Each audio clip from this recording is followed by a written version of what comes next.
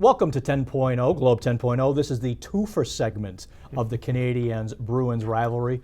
Adam Kaufman and I are going to give our two names on each side who are key to this. But Adam, we're going to eliminate the goaltenders because one thing we know about hockey, it's always about the goaltenders.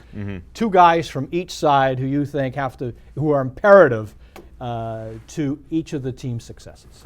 Well, I guess in starting with Boston, for me, Brad Marchand is at the top of the list.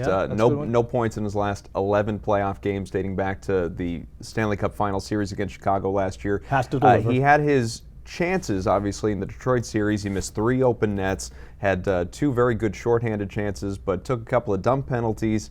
And at points, and you and I have talked about it before, just seemed as like he couldn't get out of his own head. So I think he needs to be instrumental in this series, and I think he will be. The other one that I would say actually is Dougie Hamilton, who has had a good playoff to this point. So it's not, he needs to step up per se. It's more that he needs to continue to play at that elite level as a youngster. I think without Dennis Seidenberg currently, without Andrew Ference, he's a guy that rises on the totem pole in terms of level of importance. And that's true, I guess, of all the defensemen, but I just look at him as another, hopefully, Chara in the making, who needs to be very important for this team. Both good picks. I would do it a little different, but it's kind of the same reasoning. Krejci, because he didn't have a very good offensive performance in round one. I think he has to come up for that first line. Lucic carried it, but I think Krejci's going to have to do more in this round.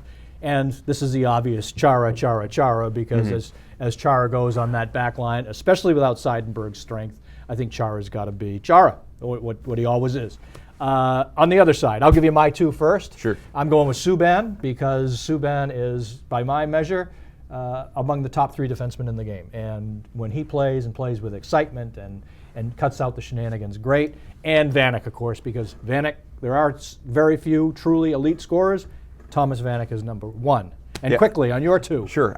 Dreaded Habs. I share Vanek with you. 30 career goals against the Bruins. It just seems like he is a Bruins killer. Always has been, no matter where he plays. He's going to have to keep doing that.